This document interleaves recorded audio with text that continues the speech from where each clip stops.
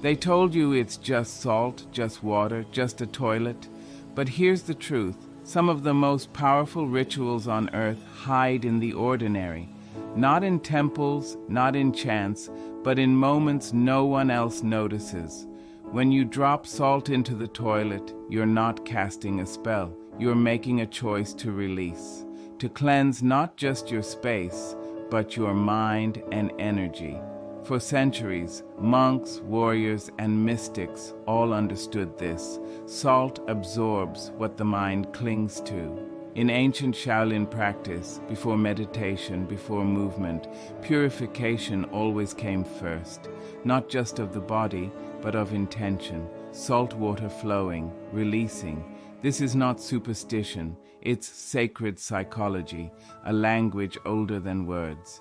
You're not simply flushing a substance, you're flushing a pattern.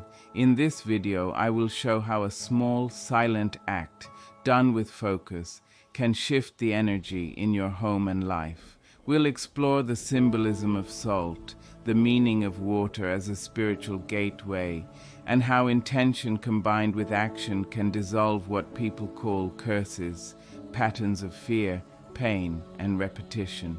Stay with me until the end, because this is not about one act. It's about a way of living, a way of remembering. When you practice it daily, you will feel the change, not outside, but within. You're not powerless, you're just untrained. Training starts now. Most people think release happens in the body. In Shaolin, we know the body is only the surface. True release happens deeper, where thoughts gather, where emotions stick, where silent stories repeat. Every day you flush away what your body doesn't need. You never question it. You don't hesitate. Waste is waste. It doesn't belong inside. But how many people hold emotional waste for years? Resentment, regret, guilt, patterns that serve nothing but continue running through the mind.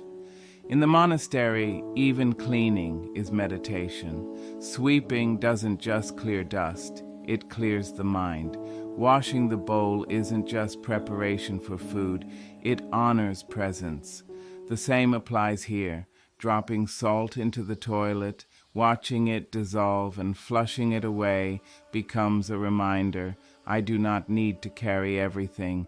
I choose what stays. I choose what leaves. Salt has always been sacred. It purifies, it preserves, it absorbs. Across spiritual traditions, it's used to cleanse, protect, and hold space. Here, in this quiet personal ritual, it becomes more intimate, a conversation between you and your awareness. You tell yourself, I see what I've been holding, and now I release it. This is not about force. It's not about dramatic change.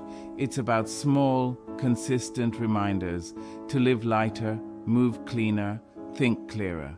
When the mind treats emotional weight like physical waste, something to recognize and release, you experience freedom not as an idea, but as a daily practice, one handful of salt at a time. A curse isn't always loud. It doesn't need fire, chanting, or someone wishing you harm. Most curses live quietly inside, hidden in repetition, the same reaction, the same mistake, the same story repeated over and over. This always happens to me. That is the real curse. Not an outside force, but an inner loop refusing to break. In Shaolin, we call this a karmic cycle, a loop of energy and action feeding itself. When you are unaware, it owns you. You wake up, react the same way, think the same thoughts, and wonder why nothing changes. You don't break a loop by moving faster. You break it by stopping. Stillness is the beginning of mastery, not absence of motion, but presence of awareness. Sit, breathe, and look within without blame, without fear, and you begin to see the pattern clearly. Once you see it, you are no longer inside it. You are above it. The discipline of a Shaolin monk isn't just in movement. It's in attention. We train to observe ourselves with precision. Every habit, every trigger, every emotional reflex. We don't fight the curse, we study it. We understand its shape, its roots, and then, without drama, we do what it cannot survive. We change, not with violence, not with desperation, but with calm repetition, different breath, different words, a different pause. That's how a pattern dies, piece by piece, through awareness and action. You don't need to shout at your demons. You just stop feeding them. And in the stillness where the loop once lived, a new path quietly appears, not cursed, not chaotic, just clear. Discipline doesn't begin when the bell rings. It begins when you wake up, in how you place your feet, how you breathe before standing. Every moment invites you to return to yourself. Shaolin monks are not monks only in meditation. They are monks folding robes, gathering water, or chopping vegetables in silence. That's the heart of the path. Nothing is too ordinary to be sacred. We were taught this early. The external rhythm reflects the inner. If you wait for the perfect place, time, or setting to be present, you miss the point. The practice is now, always now.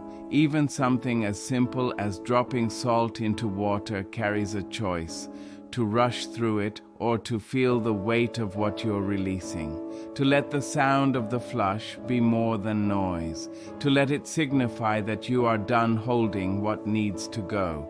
That's the shift from routine to ritual, from doing to being. Salt alone isn't powerful. It becomes powerful when it carries intention. Water alone isn't holy. It becomes holy when met with full attention. This is mastery, not perfection, but presence, inner silence watching each act with care. When mindfulness enters your smallest actions, the world changes, not because life changes, but because you do. Training moves into your hands, your breath, your gaze. Even the most ordinary corner of your home becomes a temple, not because it looks sacred, but because you treated it as sacred. Thought without movement is like a seed in dry soil, potential, but nothing grows. Movement without thought is noise, empty of meaning. Mastery lies in the meeting of the two, where intention sharpens action and action brings intention to life. Salt sitting in a jar does nothing. A wish unspoken dissolves in the air. But when you take that salt, place it in water with full awareness, slow your breath and align your thoughts. Your hands move with intention. Slowly, something deeper begins to shift. This isn't superstition, it's alignment. In ancient practice, every movement carried meaning. A bow wasn't just a gesture, it was humility. A breath wasn't just air, it was presence. The body and mind were never meant to act separately. One guides, the other steadies. When you act with clear purpose, the energy shifts, not outside, but inside.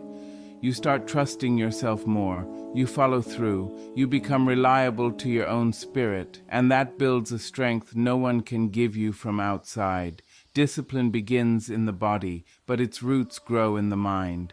You train both together, not just on the mat, but everywhere, in silence, in the kitchen at night when no one is watching. Especially then, its quiet power, not loud, not flashy, but steady, unshakable. Strength grows one act at a time, a hand reaching for salt, a breath before you pour, a calm thought saying, I choose this, I release this, I return to center. Look around you, the clutter on the floor, the dust in corners, items out of place. They speak not in words, but in feeling. When the outer world is tangled, the inner world rarely stays calm. When the mind is clouded, it begins to tolerate chaos without thought. In Shaolin life, cleaning isn't just about appearance, it's about alignment. A swept floor, an organized room, a quiet corner. These aren't luxuries, they're necessities. The space around you isn't separate from you. It holds your thoughts, carries your energy, either supporting your stillness or stirring it. Pouring salt may seem small, but it's part of something larger, energetic hygiene, a way to say, I care for what is unseen.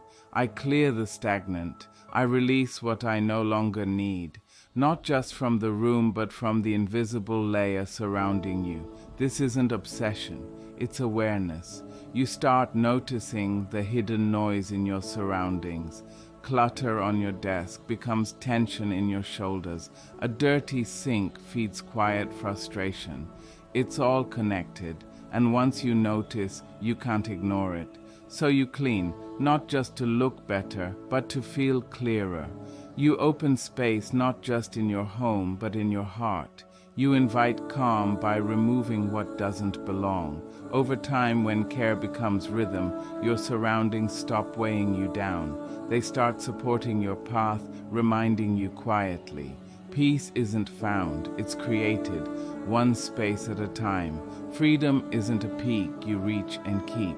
Real freedom, the kind living in body, breath, and mind, requires rhythm. It requires returning. In Shaolin, nothing is practiced once.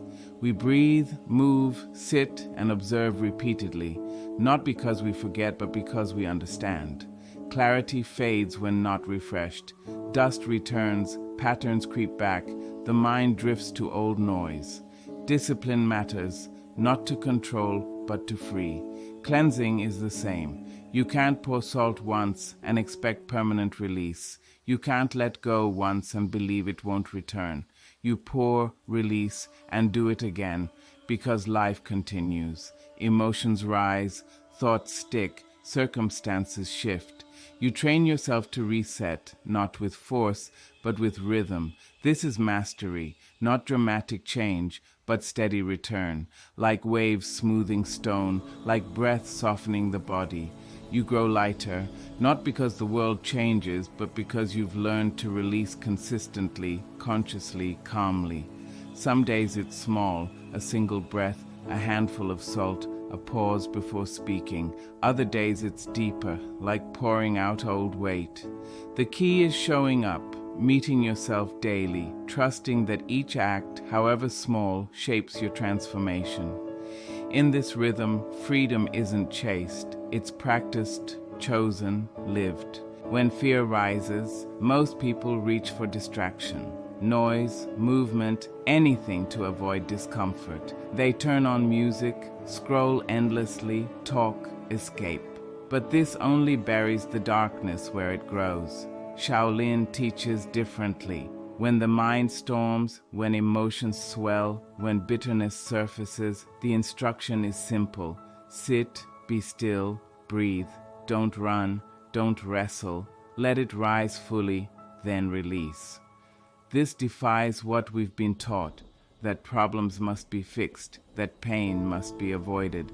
Some of the deepest cleansing happens quietly. Observing without judgment, the darkness dissolves. Salt becomes a symbol, a container for release, a way to name the weight and let it go. But salt is a tool, not the answer. The answer is presence, stillness, the quiet courage to stay with yourself when things feel heavy. Power lies in not reacting, in not needing to scream, explain, or control. That grounded, calm alertness transforms you, not instantly, but moment by moment. You teach your nervous system. We don't need to run. We don't need to fight. We are safe here. So you sit, breathe, release.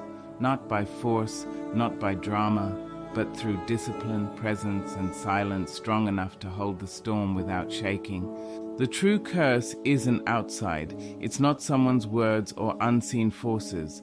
The curse is forgetting who you are when noise rises, forgetting breath when fear comes, forgetting your path when comfort tempts more than truth. It begins slowly, skipping practice, rushing through the day, silencing the small voice inside that knows better. Gradually, the distance grows between you and your discipline, between you and your deeper self. That's how the curse roots, not through magic, but neglect. The good news, it's always reversible. One moment of remembrance can bring you back. One breath, one act of presence, one mindful ritual reconnects the broken thread. Rituals matter, not for inherent power, but as reminders of your own. Salt in water, a bow before sitting, a silent pause before speaking. These signal to the mind, return, wake up, be here. In ancient practice, remembrance was everything. Discipline is memory, not punishment. The body remembers movement, the breath remembers calm, the spirit remembers its role. Align with that memory, and the fog clears. The curse fades the moment you return. Every return strengthens you. You realize you are not the chaos, not the fear, not the pattern. You are the awareness behind it, the calm within it, the one who can begin again no matter how far you drifted. That is sovereignty, and that is the path. Mastery isn't loud. It appears in quiet choices, how you breathe through discomfort, clean your space with care, release what no longer belongs. Even a small act, like pouring salt into water, becomes a reminder. I am not trapped. I can start again. Conditions need not be perfect. You don't wait for a special day. Daily life itself becomes your practice, your silence, your strength, your presence, your protection. When old patterns return, don't fight them. Observe, name, release, repeatedly, calmly. The path unfolds quietly, consistently in your hands. Thank you for walking with us. If this teaching resonated, like and subscribe to Shaolin Soulfire. Until next time, stay grounded and keep releasing.